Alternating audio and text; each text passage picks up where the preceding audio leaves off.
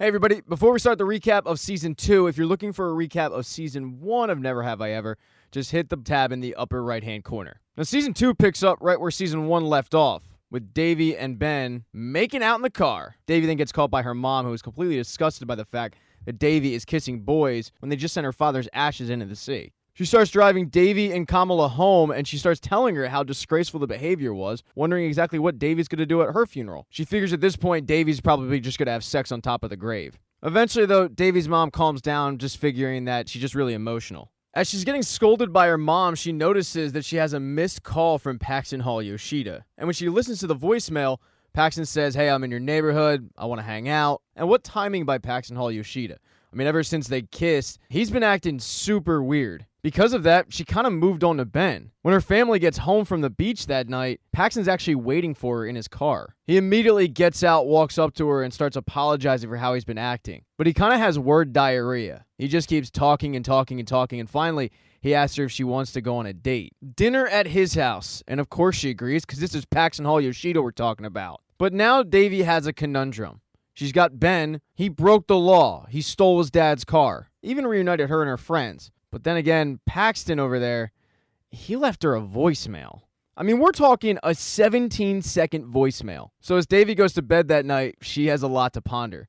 When she gets up, though, she does have an issue. Her mom is still planning on moving the family to India. Before she does, though, she has to go over to India. She has to set things up for their life there, but she also has to kind of make up with her family. That includes bringing a bunch of Trader Joe's with her. And this couldn't come at a worse time for Devi. She feels like her life's really starting to take off. I mean, once again, Paxton left her a voicemail. Devi, though, doesn't want to start a fight, so she tells her mom, hey, it doesn't matter. 2 years, I'll be back here at Princeton, living my sweet American life. They then start talking about their days. Devi's mom is meeting with a very famous doctor in the area, and she's going to try to sell him her client list at a very inflated price. Kamala also has an exciting day. She starts her new PhD rotation that day with the LeBron James of stem cell research. This guy's the whole reason she went to Caltech. And then obviously, Devi has her boy situation.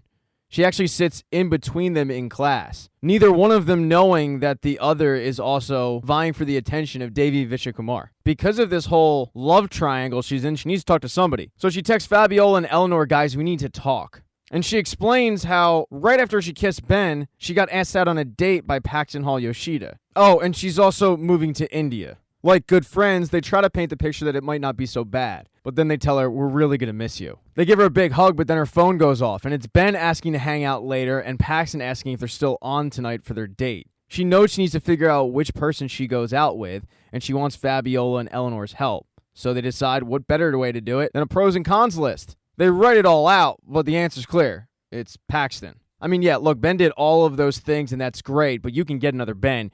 You might never get another Paxton. So after a little bit of peer pressure, Devi realizes she needs to let Ben down easy and then go with Paxton. Devi is the only one who's having relationship issues, though. Fabiola gets a text message from Eve, and Eve put her in a text chain with a bunch of other friends who are also lesbians. But the problem is, Fabiola isn't getting their references because Fabiola doesn't really get pop culture, so she's confused by a lot of it. Eleanor tries to help her out, but she might be too far gone. Fabiola tries her best, though, to keep up in the text chain, and Devi heads off to let Ben down easy. She heads over to his house, and he says, I really do think we need to talk about what happened. Devi says, I just don't know if that was the right thing to do. And Ben agrees, but it's because he had a girlfriend. He tells her, that's not fair to Shira, so I broke up with her. Ben asks Devi to be his girlfriend, even though he knows she's moving to India. He doesn't care. He's cool with long distance. After all, his dad has a private jet. Devi really doesn't know what to say because she came over there to break up with him before it even started. And luckily for her, Ben tells her, look, you don't have to answer right now, but I want to let you know, I'm all in.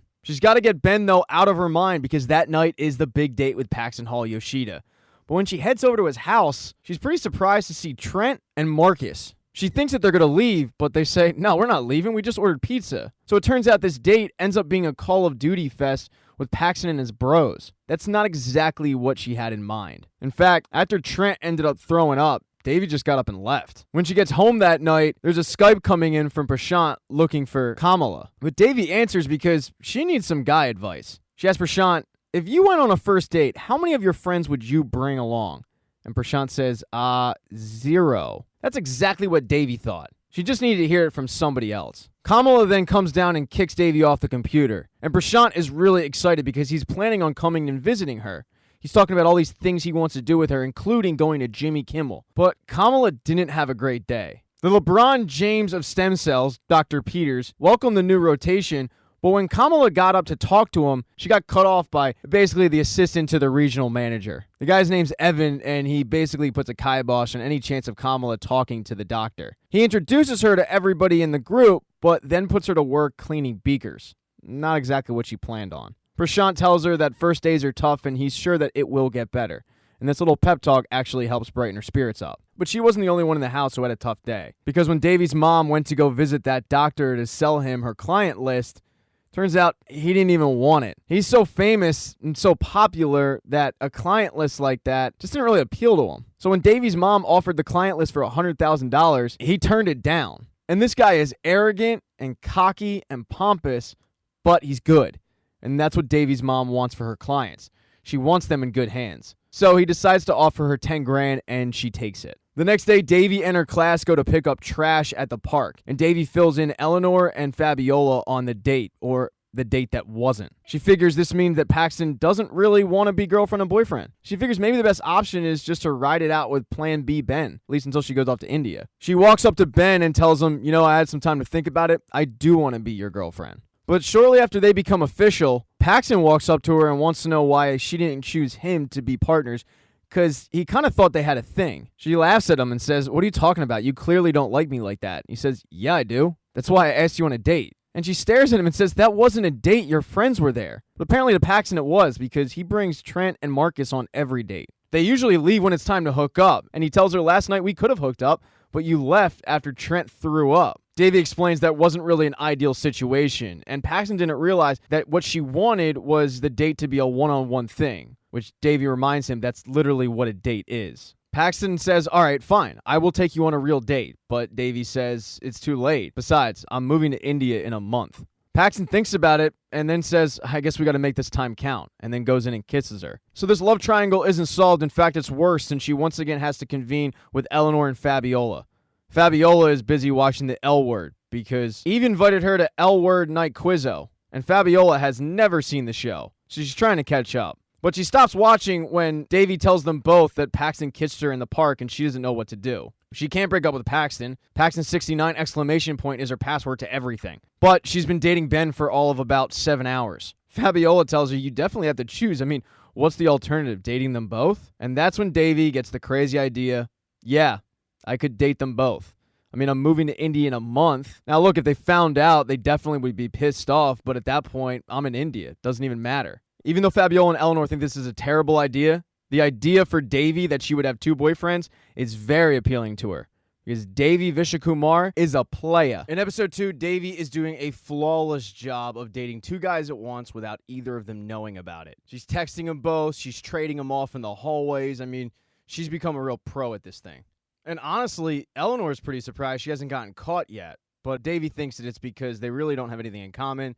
They have no social overlaps. And Fabiola was so worried about it, she actually did some research on it. She realized that Davey is basically invisible to everybody. Same thing with Ben Gross. So when they're together, no one pays attention to him. Now, Paxton, on the other hand, well, he's like a magnet for the eyeball. I mean, everybody's got their eyes on him. But when he's hanging out with Davey, all of a sudden, they both are invisible. While it seems really harsh to Davey, it's actually a really good thing, because it means that she's never going to get caught. All Davey has to do is keep them separated for a few more weeks, and then boom, she's off to India. Which, by the way, that's where her mom is. And Fabiola says, we should probably throw you a going-away party while your mom is out of town. It's a really good idea because they wouldn't be interrupted. Kamala's so busy with her science stuff. Eleanor thinks this is perfect. Let's just make it a small event. Eleanor and Oliver, Fabiola and Eve, and then Davey and whoever she decides to pick. After discussing a little bit, Davey decides to go with Paxton. She texts Paxton and he is in. She then goes to visit with Dr. Ryan. She feels like she owes Dr. Ryan an apology for how the last meeting went. And she also wants to say goodbye because she's heading to India. But Dr. Ryan doesn't let her off that easy. She has her sit down and discuss the move. And Davey says, "It's not exactly my first choice of places to live, but it means a lot to my mom, so I'm going to go with it." She then reveals that she has 2 boyfriends, which comes as a big surprise to Dr. Ryan. And she asks Davey if either of the boys know that they're being played, which obviously the answer is no. Davey tells Dr. Ryan by the time they figure it out, I'll already be off to India. And Dr. Ryan worries that the stress of the move is causing Devi to make some questionable decisions. She asks Devi, if you care about these boys, why would you do something that could hurt them? Real relationships are built on honesty and trust. And I know you think you have 2 boyfriends, but by those standards, honey, you got 0. Now this definitely makes Devi think, but she's not ready to break it off with either guy just yet. When she gets into school the next day, she does have an issue. Eleanor runs up to her and says, there's a slight issue. I accidentally invited Ben to your party. Wasn't Eleanor's fault, though. Ben overheard Eleanor and Oliver talking about Davy's going away party. When Ben heard it, he kind of invited himself. So Davy's going to have to disinvite Paxton, but when she goes to do it, she's a little surprised because he actually wanted to come. She plays it off like it's a girls' night, and he says, no, I can hang with the girls. And he can't really figure out why she doesn't want him to be there. Paxton and Davy, though, agree to hang out the next day, skipping the party altogether. But when Davy goes back to talk to Eleanor and Fabiola, Fabiola tells her what we need to do is invite a ton of people. Take this small party and make it huge. That way, both Ben and Paxton aren't going to realize that they're actually on a date. The girls go home to get ready because that night is the night of the party. And Davy's a little worried that one of them is going to see her doing something with the other. And Davy's worried that this is a little too risky. She doesn't want one finding out about the other until she's halfway across the world. Fabiola says, don't worry about it. We'll just separate the boys. We'll do wine tasting in the living room for Ben, and then we'll do flip cup in the garage for Paxton. Eleanor reassures her that she's about to be a legend. She has 2 boyfriends. She's about to throw a sick rager. So they head downstairs, they get the food ready, and the guests start rolling in. And Davy has this down. She figures that Ben's going to be there soon and she'll take him to the wine. And then Paxton, because he's cool, is never going to show up on time. But when she opens the door, to her surprise, they've both shown up at the same time. None of the girls are really sure what Davy's supposed to do. They're kind of panicking. They realize they need a diversion. They get it, though, when the entire robotics team shows up. It forces Ben and Paxton to just walk in. But when the girls head back into the house, they have a major problem because both Ben and Paxton are both in the wine station. When Oliver walks in, Eleanor yells at him because they're in the middle of a crisis. But when Oliver asks Eleanor if she wants to play flip cup, she yells, ask someone else. And that's when Oliver ends up saving the day because he asks Ben. This splits up both Ben and Paxton. It's just what Davy wanted. Davy lets Ben go and play flip cup, and then she heads to talk to Paxton. And he tells her that he's not drinking that night because he has a scout coming from Stanford to take a look at him for the swim team. Davy's a little surprised that Stanford is looking at Paxton because he's not exactly known as the best student. But the way he talks about Stanford is like he's going to the University of Phoenix. Phoenix proud, folks. Phoenix proud.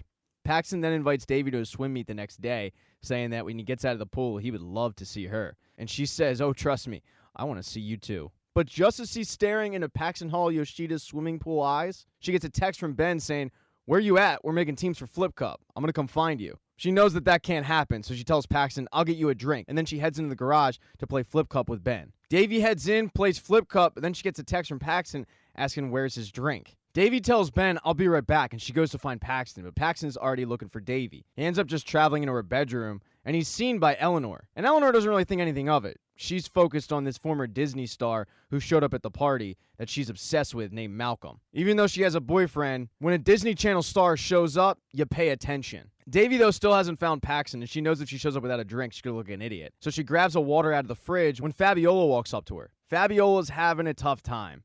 Even her friends have shown up, and Fabiola feels like she's just not gay enough for them.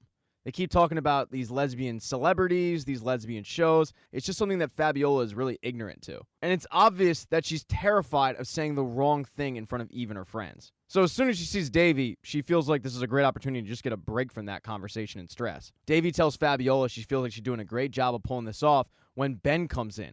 And Ben is not supposed to be on that side of the house. Of course, Davy can't tell him that he's not supposed to be on that side of the house. So instead, she tells him, why don't you go to my bedroom where we can be all alone? And what teenage boy is going to turn down an invitation to a girl's bedroom? He runs upstairs.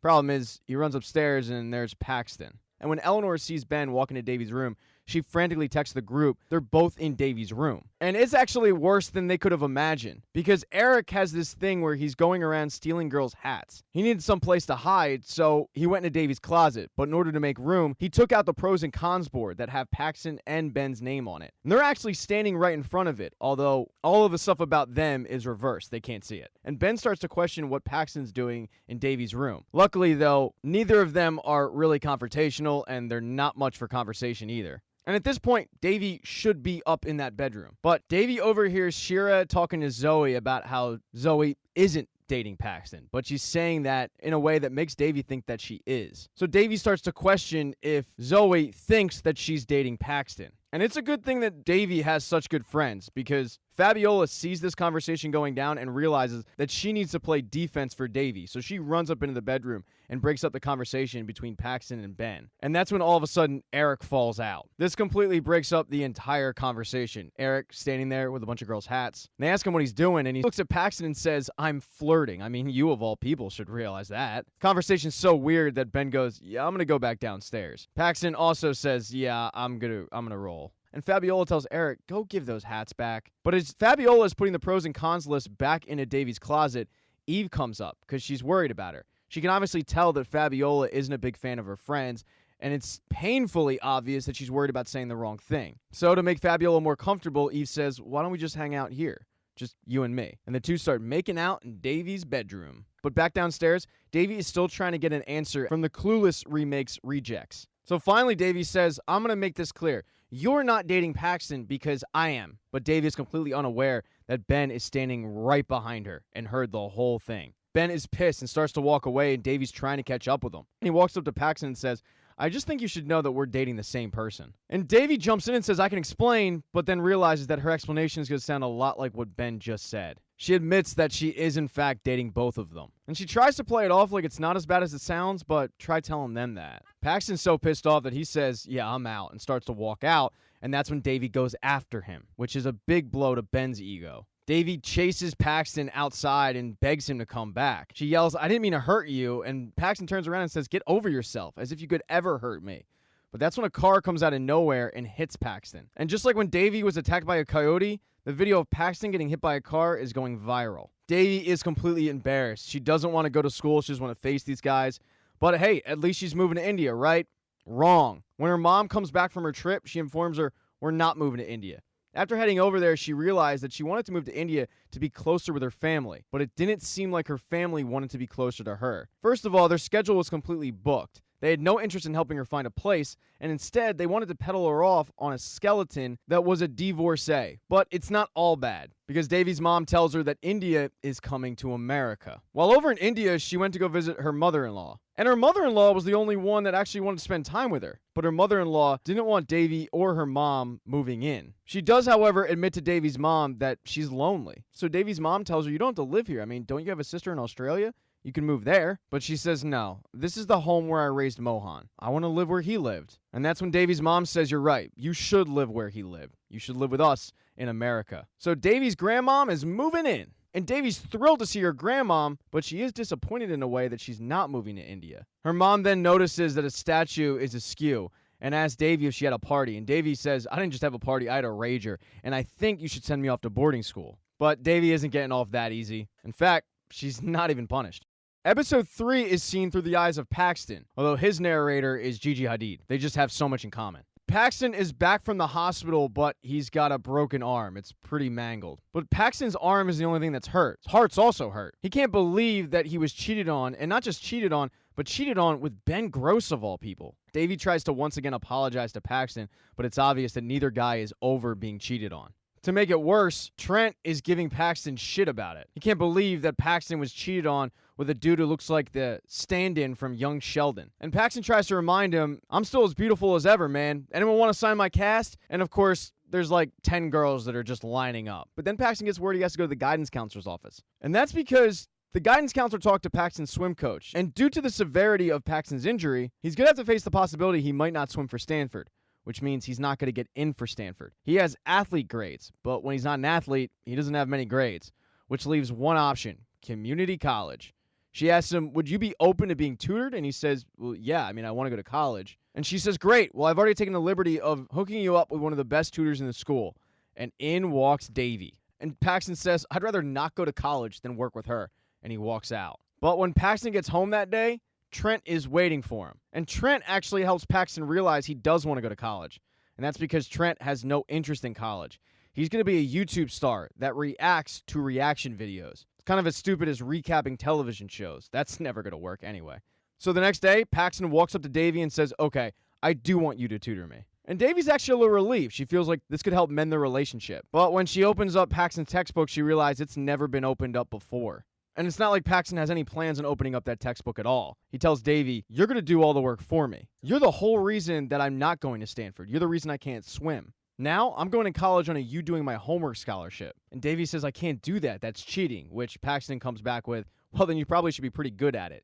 He walks out of the house, and Davy does all his work for him. But when she goes to drop it off, he's hanging out with Trent, Malcolm, and Zoe is sitting in his lap. And Paxton is super rude to Davy. He basically just tells her, yeah, drop it off and then start on the other stuff. And Paxton actually thought he would enjoy punishing Davy, but he doesn't at all. Even when he gets his first A, which was because of Davy, he doesn't feel good about it. But when Davy comes over that day to pick up Paxton's homework, he's still pretty rude to her. As Davy's about to leave, she runs into Rebecca, compliments her outfit, and then walks out. But once Davy leaves, Rebecca lays into Paxton for making Davy do his homework. She tells Paxton, do you know how difficult it was for me to get into fashion school?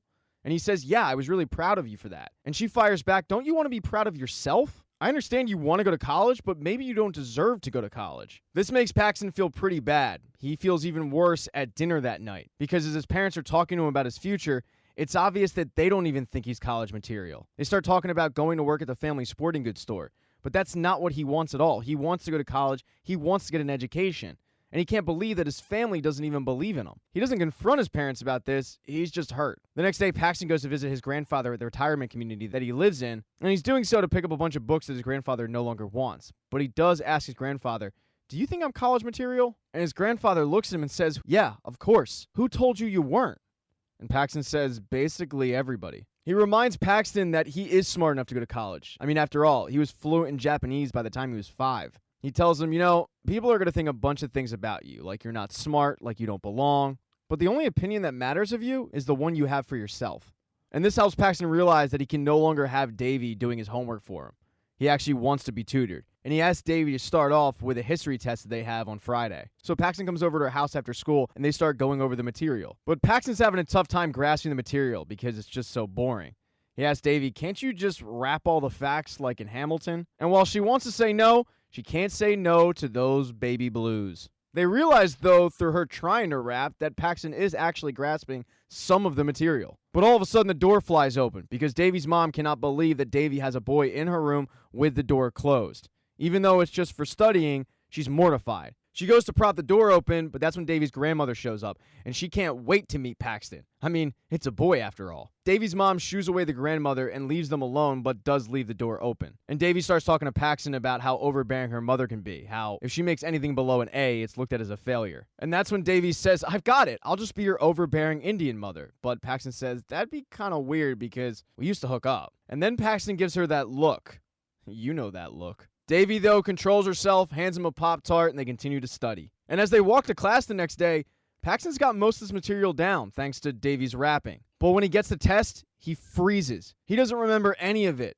He panics and runs out of the class. And Davy finds him afterwards and says, what happened? And Paxton says, I have no idea. All of a sudden, my heart was racing. I felt like I couldn't breathe. He can't believe this was all over a history test. Well, Davy thinks it's a great thing and points out, Paxton, you had a panic attack. And that's because you cared. You cared about school. Davy has Paxton get up because she's determined to get him to retake the test, but their teacher thinks that would be unfair. And that's when Davy just manipulates the hell out of him. I mean, I don't like to use the term cuck-lib soy boy because I myself have been described as that, and it hurts my feelings.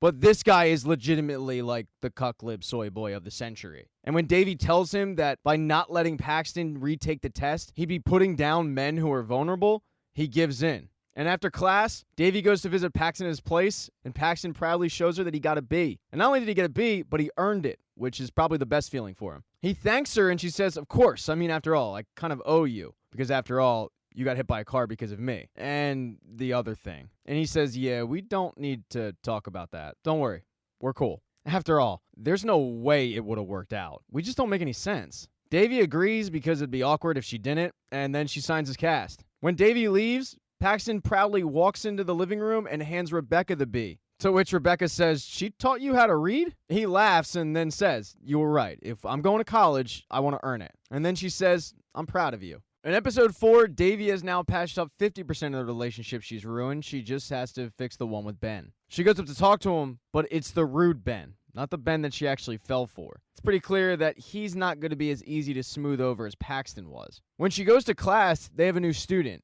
And it is the most gorgeous Indian girl I think I've ever seen. Her name's Aneesa, and she's transferring from a prep school. She was a soccer player there and a really good one.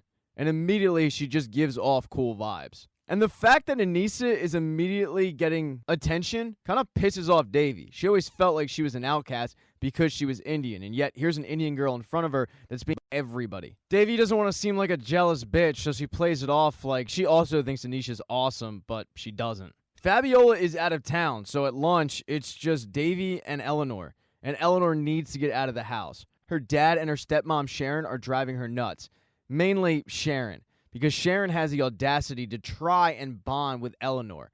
I mean, where does Sharon even get the right? Eleanor claims, though, that she doesn't need all of this. She doesn't care that her mom abandoned her to be an extra on Blue Bloods or whatever show that she's on. Luckily for Eleanor, they have plans for a sleepover on Friday, and she can't wait for it. Devi then tries to switch the subject. She needs to find Eleanor's feelings on Aneesa. So she throws it out there, saying that Aneesa's kind of a tryhard, but even Eleanor thinks that she's cool. The principal then interrupts their conversation and asks Devi if she would walk Aneesa around. And at first, Devi thinks, oh yeah, you're just putting the two Indian kids together. But the principal says, don't even try to play that race card with me. You literally have the same schedule. So walk her around and show her the place, please. So Devi doesn't really have an option. She's going to have to bond with this girl. And Aneesa's already getting the lay of the land. She asks what Devi's into, and Devi says, normal teen stuff. Actually, last week I threw a killer rager.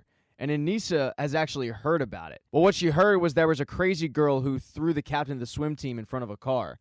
And Devi does not fess up to that. Devi then walks into class where her favorite teacher, Mr. K, greets her, and they're both Indian. So they've always felt like they shared a special bond. But with Aneesa, Mr. K has turned his attention to her because he's the coach of the soccer team, and he's seen her play before, and he wants her to join the team. She's completely down. But the fact that Devi feels like she's no longer Mr. K's favorite student hurts. What hurts even worse is during the day, it becomes painfully obvious to Devi that Aneesa is fitting in wonderfully. I mean, everybody likes this girl. And by the time the day ends, Devi is ready to cut ties completely. Aneesa thanks her for showing her around, but Devi says, yep, see ya, and walks home. Devi gets home, she's doing some homework at the dinner table, and her mom is checking the mail, and she is mortified to find that Dr. Jackson, the guy that she sold her client list to, had the audacity to put Devi's mom on his mailing list. Devi's mom says this guy is so infuriating, but everybody that meets him just loves him. And Devi says, well, that sounds a lot like Aneesa. Aneesa's my Dr. Jackson. Everyone's in love with her, but she sucks. And to make it worse, everybody thinks that we should be best friends because we're both Indian. But Devi's mom cuts her off and says, what? She's Indian? You guys should be best friends. Devi's mom then starts quizzing Devi on everything about Aneesa. And when Devi doesn't know, Devi's mom instructs her to invite her over Friday for dinner. Even though it's supposed to be your sleepover with Eleanor, looks like Aneesa's invited too. So Devi reluctantly invites Aneesa, and Aneesa can't wait. When Aneesa comes up and asks, is there anything I can bring tonight? Devi tells her, no, we're good. And Eleanor turns to Devi and says, I think this is a good thing. It's good to give nice people a chance. And maybe she should take her own advice, because that's when her stepmom Sharon gets her attention. And Eleanor is straight up rude as hell to Sharon. All Sharon wants to do is bond with Eleanor, and all Eleanor wants to do is push Sharon away. Sharon says, what if we do a TikTok dance together? I mean, I've seen a lot of mothers and daughters do those.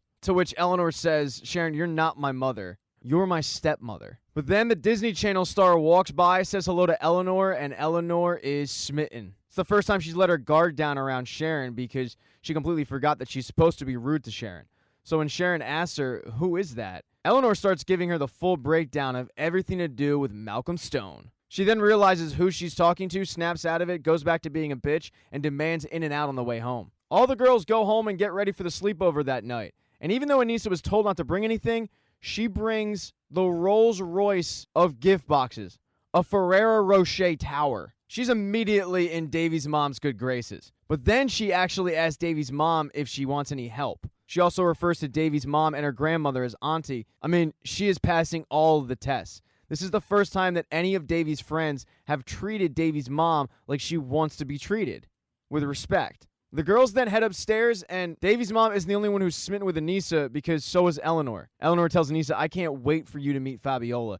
She's going to love you and the way you do eyebrows. Devi, though, hated how comfortable Aneesa was getting. She wants to get to learn more about Aneesa and asks, why did you transfer? And Aneesa says, well, you know how prep school is. It's so much drama. And Eleanor says, we have drama too. A few weeks ago, Devi had a party where she made the hottest guy in school get hit by a car. And immediately Devi says, well, I didn't make him get hit by a car. But it does get super awkward because this is something that Devi and Aneesa had talked about. Eleanor then tells Aneesa about the two boyfriends. And Aneesa is completely impressed. She can't believe that Devi had two because her parents won't even let her have one. And Devi says, yeah, my mom won't let me have one either, but I do what I want. Eleanor then gets a text message from Malcolm Stone, and he has a way with words. He texts her, sup, LOL. And as Eleanor is fawning over these 6 letters, Devi reminds her, I'm not one to talk, but you do have a boyfriend, you know. Eleanor tries to play it off like she just respects Malcolm as a fellow actor, but it's obviously a lie. Eleanor starts asking Aneesa for advice on what she should text her, and Devi jumps in and says, well, you know what would be better than texting him? Seeing him. Why don't we just sneak out? Eleanor wants to see Malcolm, and Aneesa's never snuck out, so everybody's down. They get an address from Malcolm, who is standing in an empty parking lot overlooking the city. But Eleanor was completely unaware that when she was texting Malcolm, Malcolm was with Ben, because Malcolm and Ben go way back. Eleanor apologized to Devi, saying, I had no idea he was here, and I understand if you want to leave, but I don't. So because of that, it looks like they're staying, and Devi introduces Malcolm and Ben to Aneesa. Ben says, since you're new, I'm going to tell you, you're hanging out with a social grenade. And Aneesa says, well, I don't take advice from somebody who looks like they've been getting a haircut from the same person since they were 4 years old. The fact that Aneesa just went back at Ben in Devi's defense has Aneesa slipping into Devi's good graces. The group starts talking about what they want to do that night, and Malcolm says, you know what I want to do? I want to get a tattoo. His stand-in on the Disney show runs a tattoo shop, so age isn't going to be an issue. The group heads over there, and Malcolm heads in the back to get his tattoo. The rest of the group isn't really planning on doing anything. But as Devi is looking at the piercings, Aneesa says, I'm going to be honest, I think you could totally pull off a nose ring. And Ben, who is standing right behind them, says, you're not going to do it. You're scared of your mom. Devi immediately says, no, I'm not. I'd do it. And Ben tells her, if you get a nose ring, I'll get a tattoo. And that's a pretty big deal because Ben is planning on being buried in a Jewish cemetery. But that's how confident Ben is that Devi won't go through with it. But this is the first conversation that Ben and Devi have had where Ben wasn't rude to her. She feels like this could be her opportunity to bridge that gap. So she gets a nose ring. Ben heads in the back to get the tattoo. And as the guys come out, they show off their new ink. Malcolm got a sweet tattoo that says, be anally.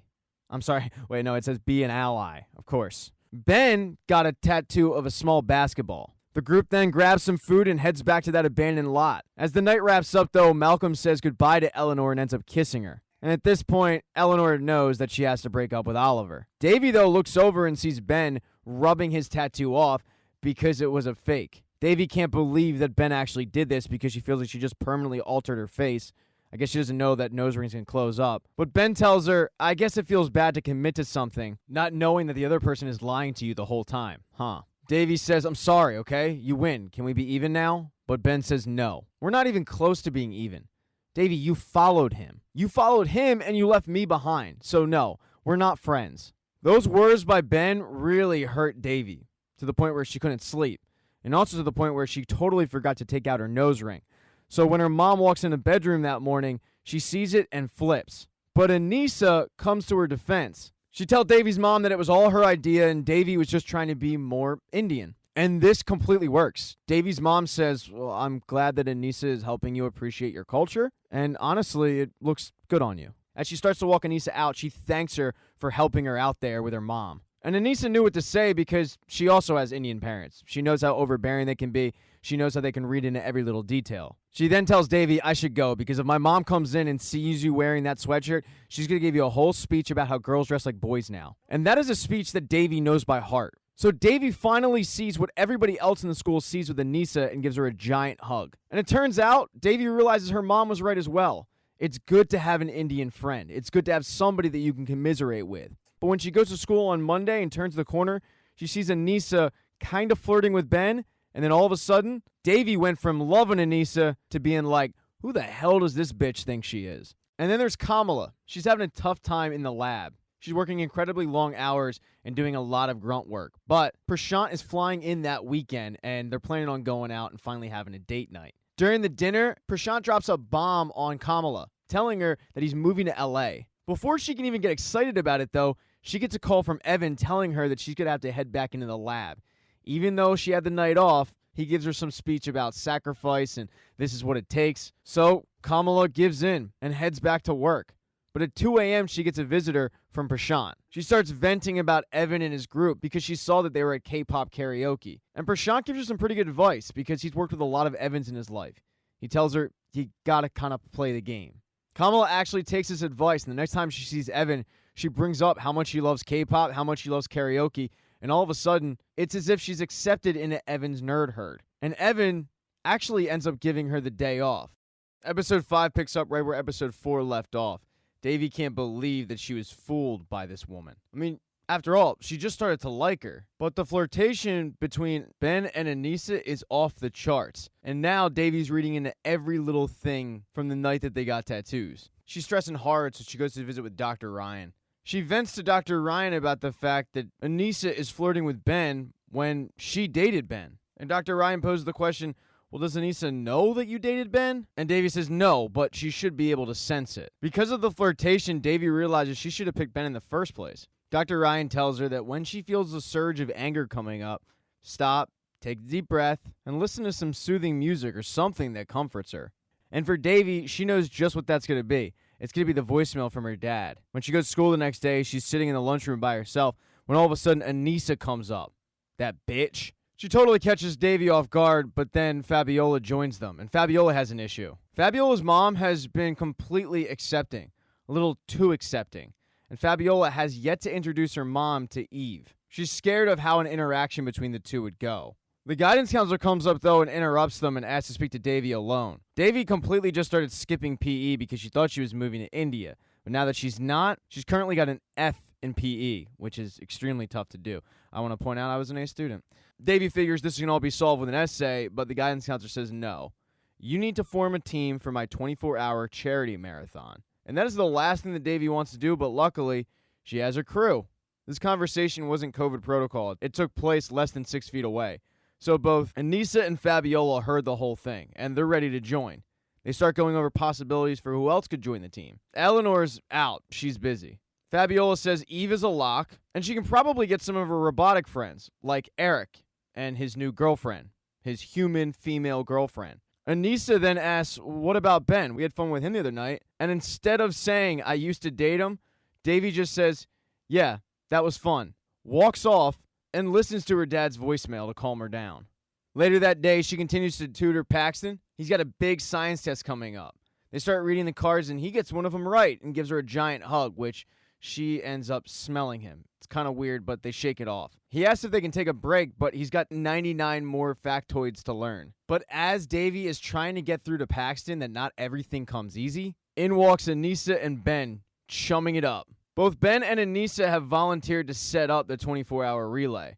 And Davy, out of pure jealousy, turns to Paxton and says, who even wants to go to that thing? And Paxton informs her just about everybody, because the 24-hour relay is known as the 69 outward three-way. Kiss your virginity card goodbye. Paxton tells her, I would totally go if we didn't have to study for this test. And that's when Davy informs him, I'm actually not going to be able to study with you this weekend. I have to be in the relay. The next day is the big day of the relay. First person from her team that Davy sees is Fabiola. But Davy says, oh, you decided to introduce your mom to Eve? And no, Fabiola did not decide to introduce the two. And when she turns around, to her utter horror, the two are talking. But luckily, Fabiola has no social media presence, so they're talking, but they're completely unaware of who the other person is. This does kind of put the fear of God into Fabiola, and she realizes she needs to keep the two separate all weekend. She then asks Fabiola, have you noticed anything with Ben and Aneesa? And Fabiola assures her, you don't have to worry about that. Aneesa is way out of Ben's league. She's not going to stoop that low. This makes Davy feel way better, and she says to Fabiola, yeah, you're probably right. But Davy completely underestimated the hookup that happens at this 24-hour relay. Trent has set up a tent for people to have sex in. It's even got a sign-up sheet. And when she checks the sign-up list, Ben Gross has a prime time spot locked in for 9 p.m. Davy is completely stressed out, but she has to get ready to actually run. And as she's at the starting line, she sees that the flirtation hasn't stopped between Ben and Aneesa. She's the first runner, and she's decided that she has to run the quickest mile of her life so that she can get back before anything else happens between these two. But Davy isn't athletic and is completely out of shape. She is sucking wind, to the point where Ben actually feels bad for her. She starts complaining about how her whole body hurts, but Ben points out, no, you have a cramp. Ben gives her some tips on how to stretch it out, and those tips work. Davy ends up asking him, though, why are you being so nice to me? And Ben tells her, well, this is a charity event, and you are a charity case after all. It seems like this is the way they used to kind of talk to each other. But then Aneesa walks over, interrupts the two, and Ben turns to Aneesa and says, let's go play cornhole. When they leave and they're sharing chapstick, that's like the final straw for Devi, and she goes into full cock block mode. But as she's trying to devise a plan, she gets interrupted by Paxton. She's very surprised to see him because he's supposed to be at home studying, but he just got flat out bored. Studying is way easier with Devi because of the way that she teaches it, so he felt like, okay, I'll just go to the rally and we can study during a break. He also guilt trips her by saying, you still kind of owe me, and you're going to feel real bad if I don't get into college. Devi assures Paxton that she will help him study, but she just has something to do real quick, and that something to do is cock-blocking the hell out of Aneesa and Ben.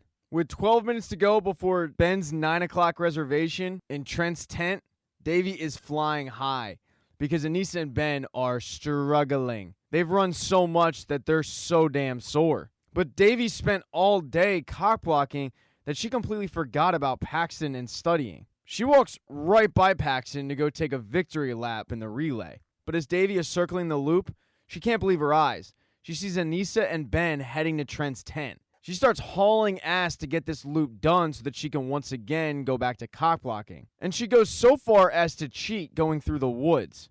Devi crossed the finish line in enough time to see Ben and Aneesa heading into the tent, and it completely ruins Devi's mood. On top of it, she can't find her phone, which means she can't find her voicemails from her dad to calm her down. She's frantically looking for her phone and asking everybody, but no one knows where it is. And as she's looking for the phone, a girl from the cross-country team comes up to her and asks her to join the team because she thinks she's Aneesa. And Devi, being completely stressed out, yells at the girl, "No, you racist, I'm not Aneesa. I don't run fast. I'm not anorexic." But Zoe and Shira overheard that comment, and they're focusing on the fact that Devi just said Aneesa is anorexic. They asked Devi to confirm it, and she says, yeah, well, I don't know, probably. I've never seen her eat a damn thing. And then Devi runs off. And while Shira and Zoe should probably keep this to themselves, they're not going to. Devi ends up going over and sitting down on a couch, and to her surprise, Paxton is passed out there. With no study partner, he got trashed with Trent. Paxton tells Devi what happened, and then he kind of rests his head on her shoulder.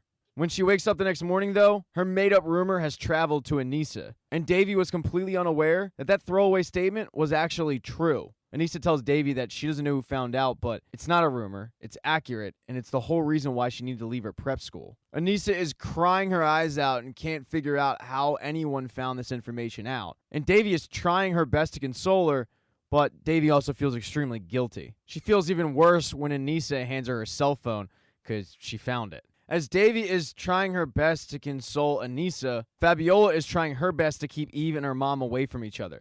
She's done a pretty good job all weekend, but as the marathon wraps up, her mom gets really close, makes eye contact with Fabiola, and Fabiola ends up pushing Eve into a tent. And Eve gets really pissed off. She says, "What's your deal? Every time that PTA woman's around, you act really weird." And that's when Fabiola comes clean. That woman's not just a PTA person.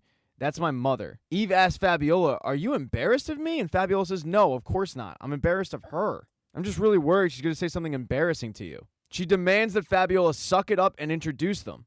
So Fabiola does, and Fabiola's mom's great with Eve. Because Fabiola's mom's a part of the PTA, she brings up the dance. She asks Fabiola and Eve if they're going, but they don't really have any interest. They start making fun of the whole king and queen thing, and Fabiola's mom tells them that her and Fabiola's dad were actually the first black king and queen cricket. While it sounds cheesy, it meant a lot to the other black students. And that's when it dawns on Fabiola and Eve that they should run as queen and queen. Fabiola's mom and Eve end up walking off, and Fabiola realizes that all those fears she had were just stupid. As Devi's getting picked up by her mom, the guidance counselor comes over and informs her that she did such a good job, her grade is restored to an A. And while Devi should feel good about herself, she doesn't. When she gets to school on Monday, Aneesa is nowhere to be found. And then all of a sudden, the intercom goes off, and the principal says, "Devi Vishakumar to the principal's office now." In episode 6, it picks up with Devi in the principal's office with Aneesa. And Devi is worried that the principal knows that it was her that started the rumor. But that's not it at all. She's there because Aneesa told the principal that they were good friends. And this rumor has spread far and wide. It's gotten out of hand, and the principal feels like Aneesa could use a friend like Devi. She also wants to find out who started the rumor. Even though Aneesa just wants to let it go, the principal instructs them, get to the bottom of this. Find out who did this. When they get out of their office, Devi starts going over possibilities of who it could have been. Devi even goes so far as to accuse a football player who had no idea who Aneesa was, and who it turns out is actually a really good guy. After that backfired, Devi and Aneesa sat down in the school lounge and started going over other possibilities when Fabiola walks up.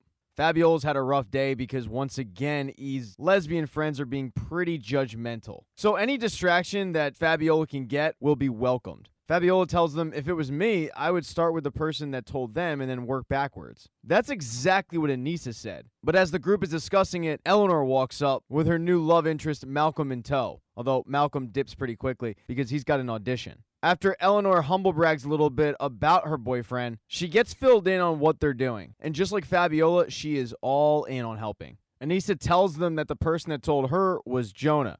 So the girls have their first lead, but it's going to be without Aneesa. Davy, Eleanor, and Fabiola head off true detective style.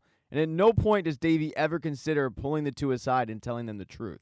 Instead, she just goes along with this lie. The investigation goes all the way to Trent. And while Trent can't remember exactly who told him the rumor, what he does remember is they came up to him and said, Aneesa's anorexic, isn't that Hilaire? And the Hilaire tipped off Eleanor to who the culprits were. So they go to the principal and they tell her that it was Zoe and Shira who started everything. And while the principal reams them out, Davy's also in the room. And luckily for Davy, she is so irrelevant that they completely forgot that they overheard the rumor from Davy. So they never even rat her out. And while Davy probably should feel good about the fact that she's getting away with this, she doesn't at all. When she gets home from school that day, she finds out that her grandmother went shopping for fruit.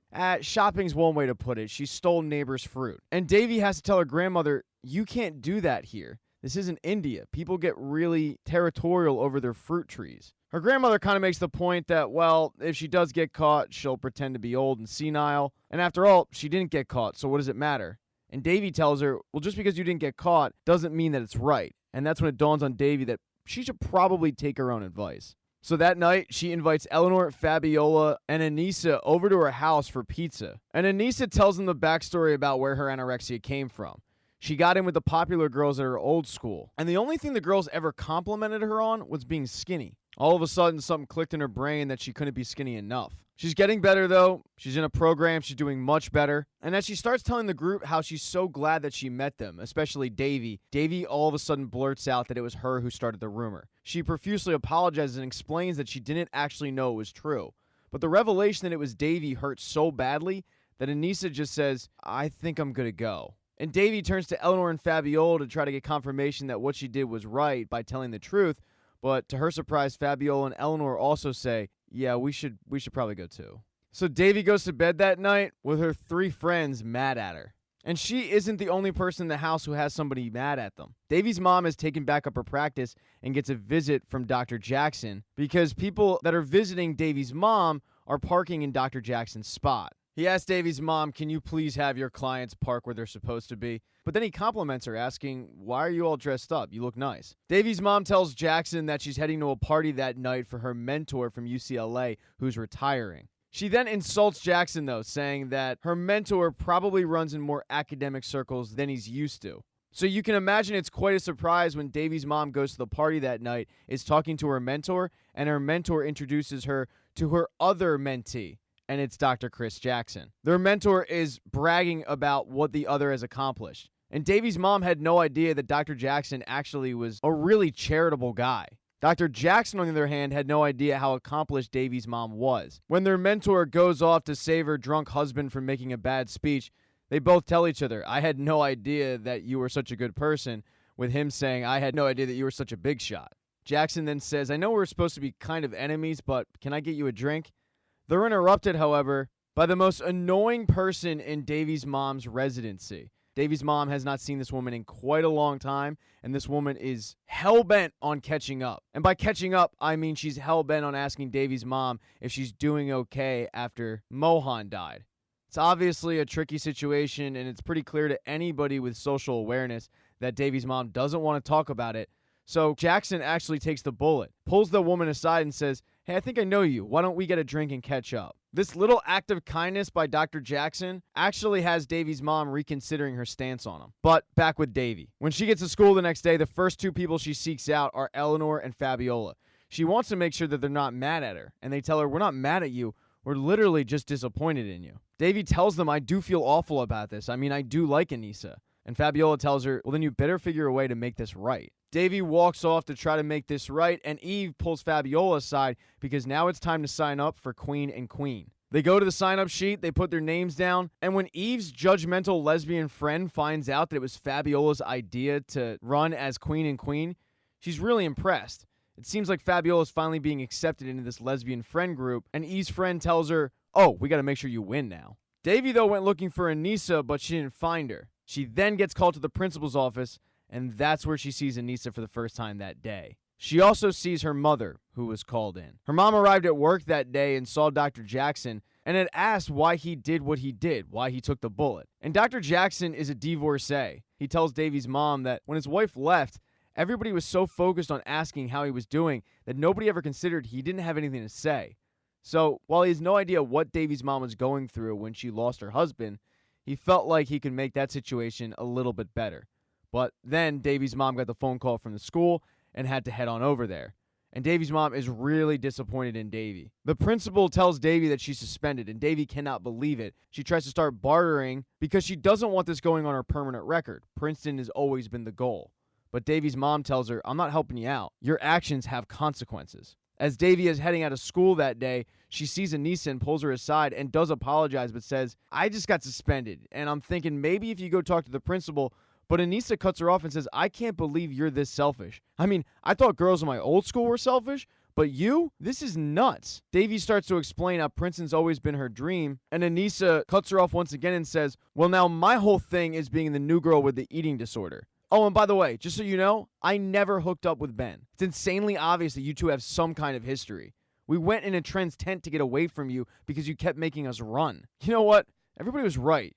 You are crazy." And then Aneesa walks off. When Davy turns around, her problems get even worse because Paxton is standing there pissed off at a failed science test. She can't believe that Paxton is blaming her for this, and he says, "Well, if you had studied with me like you said you would," and she tells him, "I can't hold your hand forever. If you want good grades, then be a good student. Now, if you'll excuse me, I just been suspended." And Davy leaves the school. And then finally, there's an update on Kamala. She's finally getting in with Evan's nerd herd. And when she goes into work that day, Evan tells them that he just finished the first draft of a paper and he's going to send it to all of the co-authors. And once the paper's done, it's going to be published in a medical journal. Everybody in the lab is pumped about this. This is big. But the good news doesn't stop there because Evan pulls her aside and tells her, "I see you doing really good work and I think it's time you meet with Dr. Peters. How's breakfast?" And Kamala can't say yes fast enough. But later that night, she gets a phone call from one of the other people in the lab who tells her that Evan sent out the first draft and Kamala wasn't on it because he's not putting her as a co-author. Kamala can't believe this because she made the discovery that the whole paper is based off of. But she figures that she'll just take this up with Peters in the morning. When she meets with Peters, though, all he's focused on is talking to her about his life and winning a Nobel Peace Prize. And she wants to bring up the fact that Evan's about to submit a paper to a medical journal and she's not going to be included in it, even though she had a big part of it. It becomes obvious to Kamala that Peters is not going to help her with this, even though he should, because it's bullshit that Evan's screwing her over.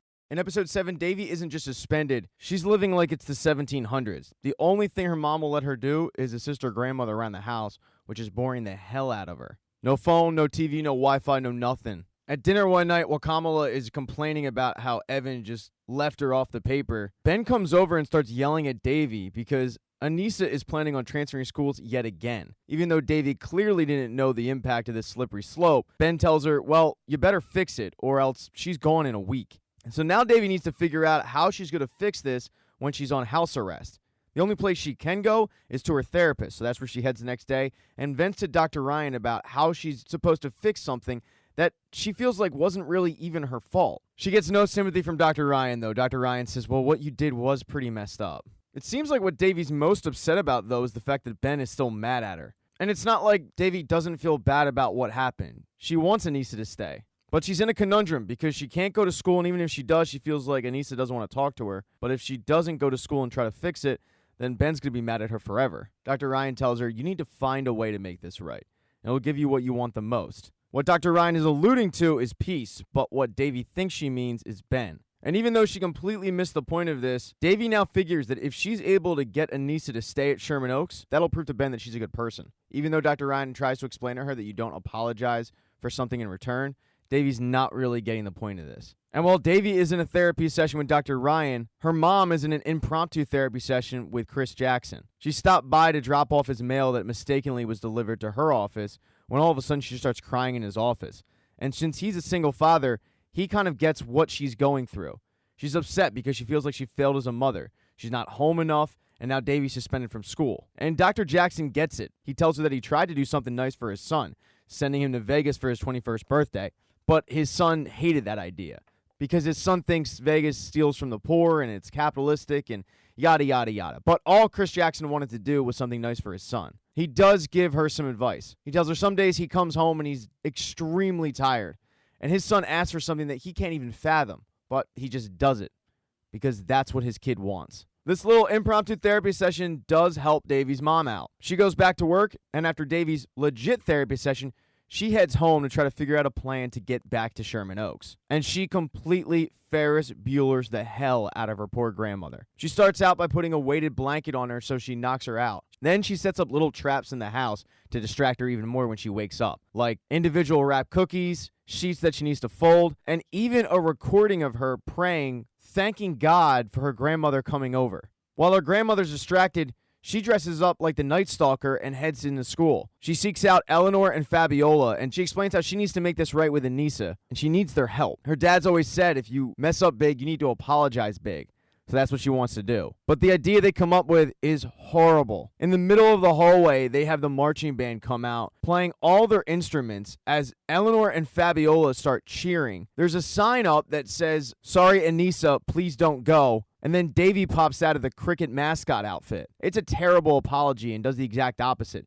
Aneesa's not happy about it, and it reminds the entire school of why Davy's apologizing in the first place, because she told the whole school how Aneesa has anorexia. Aneesa is pissed off and thanks Davy for ruining the last few days at the school. But this huge apology attracted the attention of Davy's favorite teacher, Mr. K. And even though Mr. K is really cool, he knows that Davy's suspended and he knows she's not supposed to be there. So he has to call some guardian to pick her up. And since Davy's mom's working, the next on the list is Kamala. And when Kamala comes to pick Davy up, Mr. K is liking what he sees. The two of them start flirting back and forth about what a nerd Davy is for being suspended from school and the fact that she can't stay away from it. But as they're walking to the car, Kamala is amazed that Davy was able to get out of the house. And she realizes that no matter what, Davy goes after what she wants. She never gives up. And Kamala is looking for some advice. She's still dealing with what to do about the Evan situation. She feels like her name deserves to be on there because it totally deserves to be on there. And the advice she got from Prashant wasn't exactly what she was looking for. Prashant told her, just keep your head down, keep moving. You're done with this rotation in a week and you start a new one. And Kamala was pretty surprised that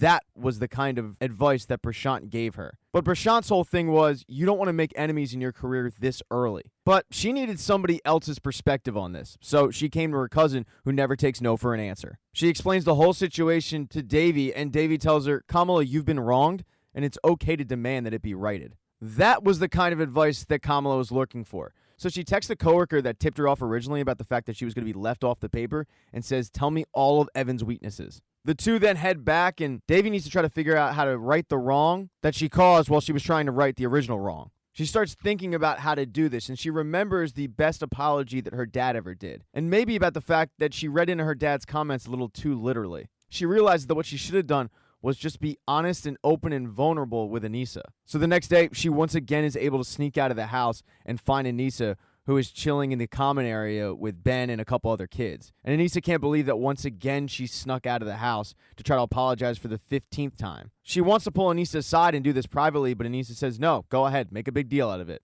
So if that's what Aneesa wants, that's what Davy does. She stands up on the couch and tells the entire school that she's wronged Aneesa multiple times. And that's because when Aneesa came here, she was jealous. Here's an Indian girl who's gorgeous, cool, popular. But then she looks at Aneesa and says, I don't want you to leave. I want us to be friends. And I know that if you give me another chance, I can be a really good friend to you. She then starts reminding the school about all the crazy stuff she did to try to get them to forget about Aneesa's anorexia, like fighting a coyote and throwing Paxton in front of a car, which didn't happen, but don't let the facts get in the way of a good story. This apology goes over well, but she's once again caught by Mr. K, and she once again gets sent home. Later that day, she gets a knock at the door, and it's Aneesa. Aneesa tells her that she feels like her heart is in the right place and that the problems between the two of them are squashed. They're good. But that doesn't mean Aneesa's staying.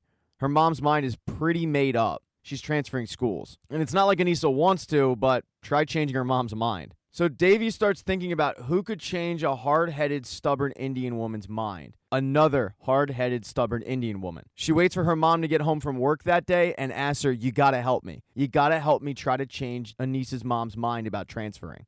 And at first, Davy's mom doesn't want to get involved, but then she remembers Dr. Jackson's advice and she just says, okay. So that night, they invite Aneesa and her mom over, and Aneesa's mom is pretty cold at first. You can kind of understand why. But Davy's mom sends Davy away so that Aneesa's mom and Davy's mom can just have a one-on-one. She explains to Aneesa's mom that they're going through a tough time because Davy's dad recently died. That's not an excuse for what happened, but she promises her that they are a good family, they're just going through a hard time, and they would love for her and Aneesa to be a part of the community. This conversation between the two moms ends up flipping Aneesa's mom's mind. Aneesa is staying in Sherman Oaks. And the next day when Davy comes to school, she's flying high because she was able to fix this. Ben actually comes up to her and thanks her for convincing Aneesa's mom to let her stay. They even start talking the way they used to, joking around, punching shoulders. She thinks that maybe their relationship could be solved. But then Ben says, now who knows? Maybe me and Aneesa can start dating. I'm going to ask her to be my girlfriend. And that was not exactly what Davy was looking to hear. And then finally, Kamala took Davy's advice and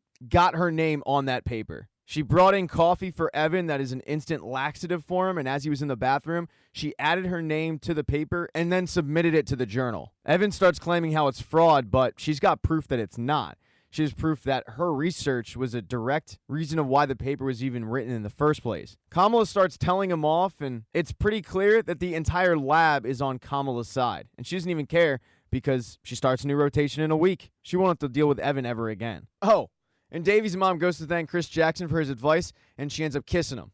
Get it, bitch? In the 8th episode, Ben and Anisha's relationship is grossing Davy out, but Davy's being a bigger person and not mentioning it. Even when Aneesa comes up to her and says, you sure it's okay? Davy tells her yes, but she's frustrated as hell. She's sick of watching them make out in public. And Davy has to see it all the time because her locker is right next to Ben's. They do take a break from making out, though, because Fabiola and Eve come over, and Eleanor and Malcolm come over. And Eleanor asks them all if they're cool with sharing a limo to the school dance. It would be her and Malcolm, Fabiola and Eve, Ben and Aneesa, and then whoever Davy gets, if she gets a date at all. But Malcolm ends up yelling at Eleanor because he has kind of PTSD from limos. After all, his Disney Channel show, he played a boy who drove a magical limo. So he wants no parts of a limo. Party buses are fine, but he can't believe that Eleanor didn't understand this about him. Eleanor apologizes, but it's so uncomfortable that when Malcolm leaves for class, Fabiola and Davy pull her aside and tell her, we don't like the way he just talked to you. But Eleanor says, don't worry about that. That's just how we talk. The group then split up and go their separate ways, with Eve and Fabiola going to the common area where Eve's judgmental lesbian friend has their whole schedule planned out on where they're going to go in order to win Cricket Queen and Queen. She's basically become their campaign manager. The problem is, her schedule doesn't really fit with what Fabiola's schedule is. She wants Fabiola to skip robotics club, but Fabiola is the president of the robotics team. She can't skip it. It's clear that Eve's friend doesn't understand the importance of being on a team, but Eve helps them come to an agreement that for that week alone, Fabiola will skip 2 of the practices, but from here on out, the schedule will be scheduled around robotics. Fabiola then heads to class where she meets up with Davy, and Davy has done a really good job of fixing her relationship between Aneesa and Ben, but she completely forgot about the broken relationship between her and Paxton. She walks up to him and apologizes for how she acted the last time, chalking it up to the fact that she was just suspended. And Paxton accepts her apology, but says, you were right. If I want to be a better student, it's on me. The class just read The Great Gatsby, and Mr. K comes in and tells them that their new assignment is going to be a mock trial based on The Great Gatsby. But Daisy Buchanan is going to be put on trial for murder. He's already taken the liberty of putting them into characters. And the defense is going to be Davy, Ben, and Aneesa, with the prosecution being Paxton, Fabiola, and Malcolm. So after class, both the prosecution and the defense start planning for their cases. But as Davy sits down to plan, she can't even focus because Ben and Aneesa are all over each other. When she finally gets him to talk about the actual assignment, she's noticed that Mr. K never assigned somebody to play Daisy Buchanan. Davy wants to play a lawyer, and it fits. She's on the debate team, she did mock trial, but Aneesa also wants to play a lawyer. And Ben sides with Aneesa, it's 2 against 1, Davy ends up having to be Daisy Buchanan. She's so frustrated that she goes in the kitchen to just get a break from them, and Kamala can tell that these two are driving Davy nuts. So Kamala, being a good cousin, decides to help her out and send their Indian grandmother into the room. Knowing that Aneesa will be respectful, Davy's grandmother gets in between the two, and that way the defense can actually go to work. Over with the prosecution, they meet up at Paxton's house, and Paxton is trying to be a better student. He wants to help with this thing. Fabiola obviously is a good student, But Malcolm has zero interest in doing anything. As Paxton is writing on the board some of the points that they can make for their case, Malcolm gets up to go to the bathroom, but when he does, his phone starts blowing up. And Fabiola reads some of those texts, and the texts are from a girl named Isabella that says, "Talk tonight, babe? Thanks for the pics, you're so cute. I love it when you're filthy." And Fabiola shows the text messages to Paxton and says, "Is there any way this is plutonic?" And Paxton says, "No, not at all." So Fabiola is pretty convinced that Malcolm is cheating on her friend. The next day when they get to school, Fabiola shows Davy the text messages, and Davy can't believe that this guy is two-timing their friend. They both figure they have to find a way to tell her, but they both also have class. And Davy cannot do this anymore.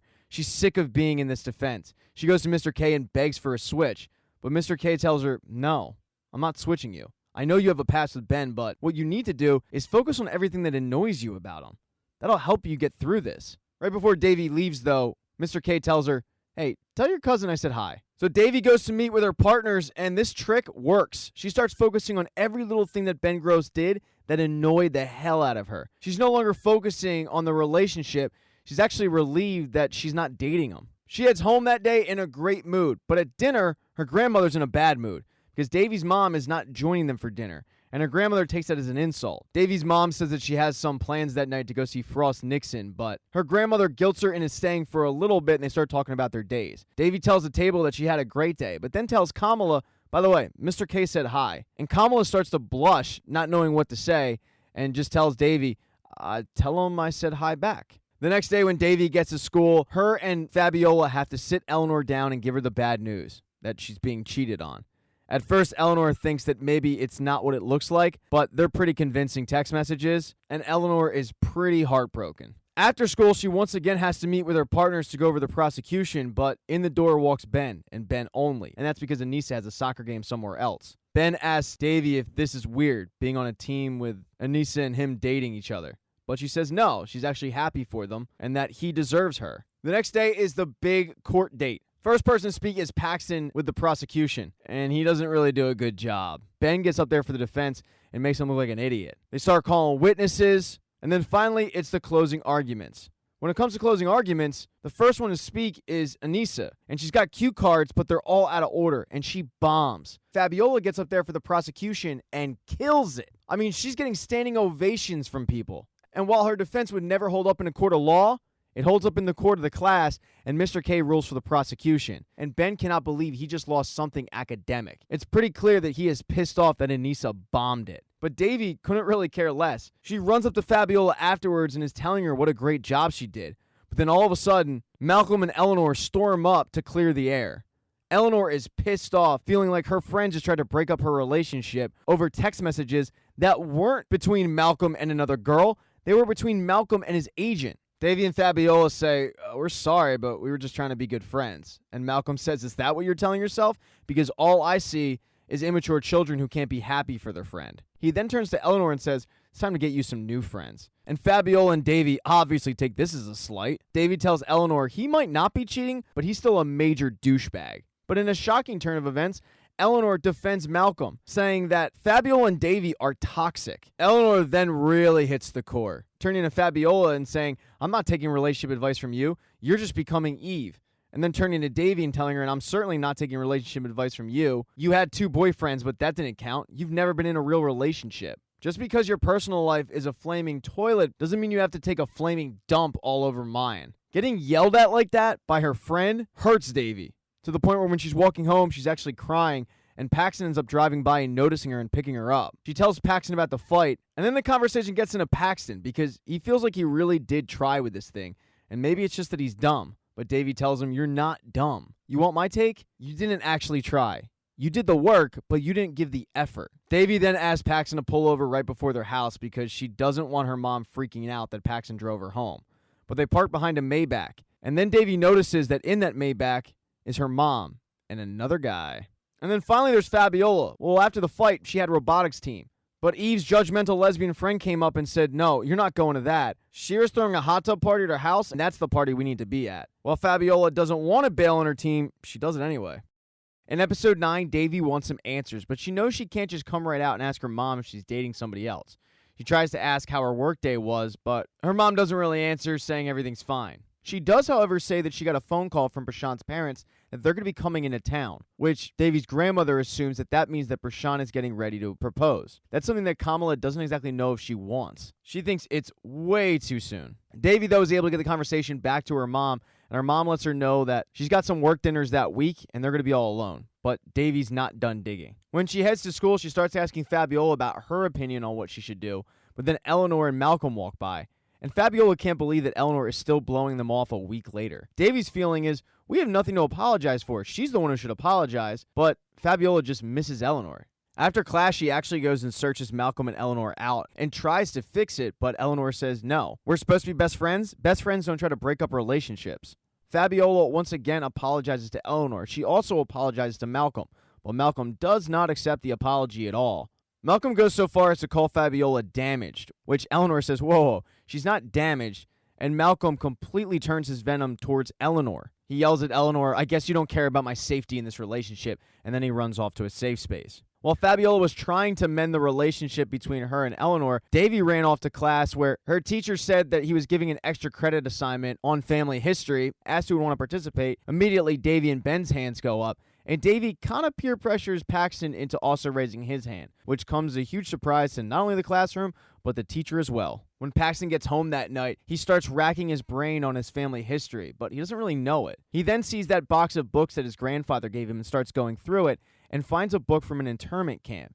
He asks his dad about it, and his dad says, yeah, your grandfather was there when he was a child, but he never really liked to talk about it. But if there is one person who can get him to talk about it, it's you. So at least now Paxton knows what he's going to do for his project. Devi, though, hasn't even started her project. The only project she's focused on is trying to find out what her mom's up to. She sneaks into her mom's room and starts going over her calendar to find out where exactly this dinner's taking place.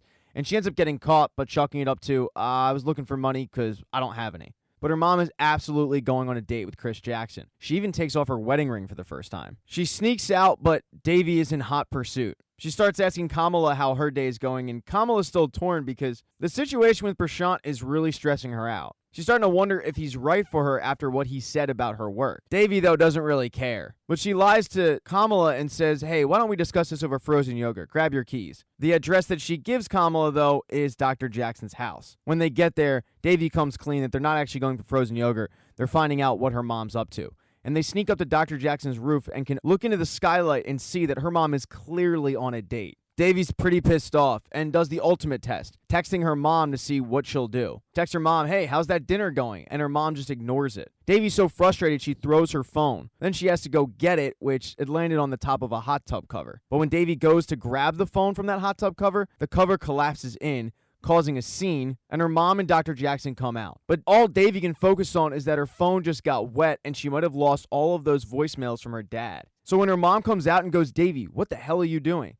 Devi turns it on her and says, no, Mom, what are you doing? We just sent Dad's ashes into the ocean and now you're dating this new guy? But Devi's mom lies to her and says, whoa, I'm not dating this man. We work together. And Chris Jackson goes along with the lie and says, yeah, no, we're just colleagues. That's all we are. It makes Devi feel like a complete idiot. And when she gets home, her mom starts going in on her for trespassing in Dr. Jackson's property, causing a scene. And Devi feels stupid saying, I'm so sorry. I just couldn't believe that you would do something like that, but now I know that you wouldn't do that to Dad. Her mom, though, can't believe what Devi just did. And when she calls her crazy, Devi starts thinking back to all of those moments that everybody else called her crazy, and she just goes upstairs. The next day in class, Devi's still focused on the fact that she feels like everybody thinks that she's crazy. But the craziest thing about Devi is the fact that she completely forgot about her extra credit assignment. Ben goes up and gives his, but without Devi, it's just Paxton. Paxton gets up in front of the class and starts talking about his family history being Japanese but living in America. And then he has his grandfather come in and tell his story about living in an internment camp during World War II. His grandfather's speech touches a lot of people, especially the teacher. I mean, Paxton aced this thing. But Devi is still pretty surprised that she forgot to do it. After school, she goes and meets with Dr. Ryan, and Dr. Ryan can tell that something's bothering Devi. And at first, Davy plays it off like nothing's wrong. But then she asks Dr. Ryan, do you think I'm crazy? Because everybody else thinks I'm crazy. And then the waterworks start. She explains to Dr. Ryan everything that happened between her and her mom and Dr. Ryan. But Dr. Ryan assures her, you're not crazy. You're just hurting and you might be a little depressed, but you know what? That's okay. The talk with Dr. Ryan really helps Davy. So after the session, Davy wants to go and apologize to her mom for what happened the previous night. She heads to her office, but what she finds is shocking. Her mom making out with Chris Jackson.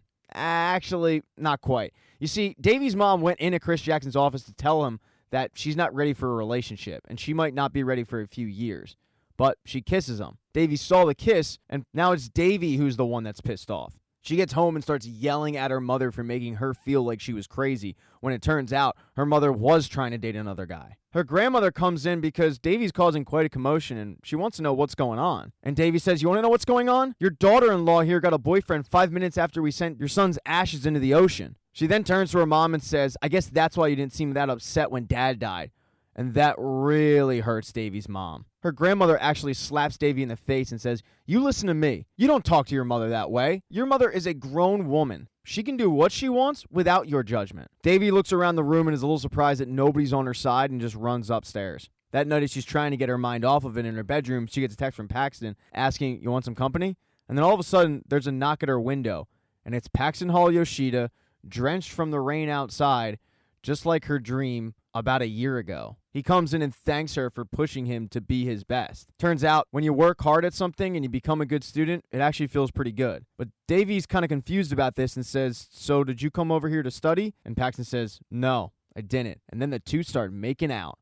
And they make out for hours. When Paxton leaves, Davy's grandmother comes upstairs and says, you need to come downstairs now and hash this out with your mother. Davy, though, does not want to hear anything that her mother has to say. But her grandmother tells her, you know, the last time I talked to your dad, it was a fight.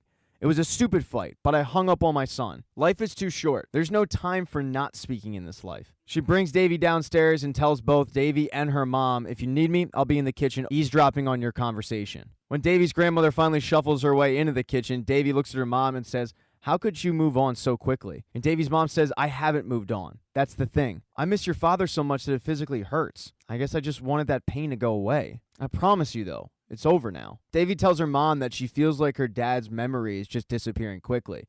After all, she lost those voicemails because her mom doesn't pay for the cloud and apparently she has no idea how to email herself a voicemail. She's worried that she's going to forget what her dad sounds like, but her mother says, don't worry, I have something. And she pops in a video of when she was pregnant with Davy. And there's her dad talking about his perfect little girl who hasn't even been born yet. It's a real bonding moment between Davy and her mom. That night is also a bonding moment between Eleanor and Sharon. Eleanor was planning on running lines with Malcolm, but Malcolm dumped her via a text message. And Sharon came in and noticed that something was going on with Eleanor and started to comfort her a little bit. Eleanor eventually apologized to Sharon for acting the way that she has to her and gives her a big hug. And the next night at the play, Sharon and Eleanor's dad come and they shower Eleanor with rave reviews.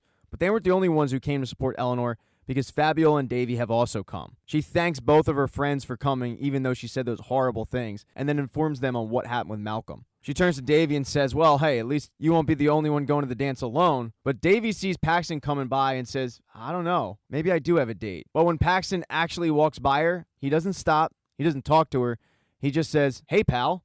And that is really confusing to Davy. And in the season finale, Davy is trying to figure out what the hell happened with her and Paxton after the school dance. But as she's sitting in her bedroom, she gets a knock at the window, and to her surprise, it's Paxton looking for another makeout sesh. When he goes in to kiss her, she says, whoa, what the hell happened? Are you embarrassed of me?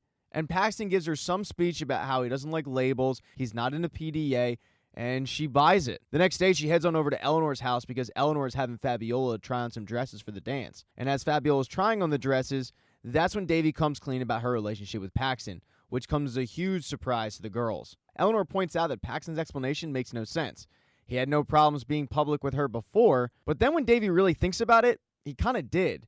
There were just signs that she didn't notice because she was two-timing him and she was trying to juggle two boyfriends at once. But Eleanor reassures her, don't worry, you have a week, I'm sure he'll ask you to the dance. But Monday, Tuesday, Wednesday go by, there's no invite to the school dance from Paxton. Davy is so distracted and consumed by it that one day she completely forgets to bring her cell phone, lunch, wallet, everything to school. Kamala shows up with all of it and can't believe that she forgot it all. And that's when Mr. K comes out, because Mr. K likes himself some Kamala. They start chit-chatting and the dance comes up. And Mr. K invites Kamala to the dance, saying that usually most of the teachers just sneak off and do karaoke in one of the teachers' classrooms. But Davy cockblocks him and says, no, she can't. Her mega hot fiance's parents are coming into town. It's super awkward for Mr. K. He apologizes to Kamala, but she says, no, don't apologize. If it were any other weekend, I'd love to come, because I love karaoke. Davy can't believe, though, that her adult cousin, who doesn't even go to the school, was just at the dance before Davy was. During class, Fabiola and Eleanor ask Davy for an update on Paxton, but there isn't one. And that's when Aneesa comes in, because she's gotten a cameo for Ben from Billy Crystal to ask Ben if he'll go to the dance with Aneesa. And of course he says yes. Davy's a little surprised, though, that Aneesa was the one to ask Ben. And Aneesa tells Davy, yeah, well, it's just too stressful waiting for these dumb guys to get their act together. So Davy has a plan. She's going to ask Paxton to the dance. She finds him in the hallway and asks him. And while she tries to keep it a kind of intimate ask, Paxton's friends show up. They know what's going on, and Paxton shuts her down, saying, no, I can't, sorry. This public rejection sends Davy right into the bathroom where she starts to cry. But Ben saw what happened, and he runs in after her to try to make her feel better. He starts ripping Paxton about his Instagram and his abs, and Davy comes out of the stall and says, why are you even being nice to me? Shouldn't you be relishing this moment? He just deflects it with a joke, but when Davy looks in the mirror, she doesn't want to go out looking like she just was crying. And Ben goes, who cares what Paxton thinks? When are you going to realize that dickhead doesn't deserve you? This talk with Ben does end up helping Davy feel better. But Davy wasn't the only one getting rejected that day. In Fabiola's quest to become cricket queen and queen, she skipped 8 robotics team practices. And when she shows up, the robotics team is pissed off. They tell her she's no longer the captain of the team. And it wasn't just that she abandoned them, she abandoned her robot, Gears Bronson. So they basically tell her, you can be on the team, but you're not going to be the captain anymore. That night, though, as Davy sits in her bedroom, trying to forget about the public humiliation she just went through, Paxton actually has the audacity to knock on her window, and she can't believe it. She tells Paxton, I knew I wasn't good enough for you and you're embarrassed of me. But he says, whoa, I didn't reject you because I think I'm better than you. I rejected you because you humiliated me in front of everybody. You cheated on me with Ben Gross, and then I got hit by a car because of you, and now I can't swim. What's it going to look like if all of a sudden I start dating you? Look, I like you, and we can continue to hook up, but it's got to be behind closed doors. But after a day of thinking about it, she decides she can't do that. She goes over to Paxton's house and tells him, I can't be your secret hookup. I want a guy who wants to be public with me. I want a guy who wants to take me to the dance. So if you can't be that, I'm sorry. And Paxton tells her, I understand, I get it, but I can't do that right now. So for the girl that was willing to just throw away her virginity with this guy a year ago, she shakes his hand and she walks out the door, not agreeing to be his side piece. The next night is the dance, and with no date, Davy ends up going with Eleanor, and it's a pretty big buzzkill. But then Eve runs up to her and says, do you guys have any idea where Fabiola is? Because she didn't come with me, and she's not answering my text messages. And they're about to announce the awards, so they gotta find Fabiola quick. The girls end up searching all over the school for her, and they find Fabiola in the robotics room trying to fix Gears Bronson. Both Davy and Eleanor can see, though, that Fabiola is crying. She's not doing well. And Fabiola tells them that I thought it would be easier when I came out, but I'm not accepted by the gay community, and now the robotics team hates me. I guess I'm as bad at being a lesbian as I was being a closeted straight person. Davy tells her, you're fine at being gay. You're bad at being Eve and her friends.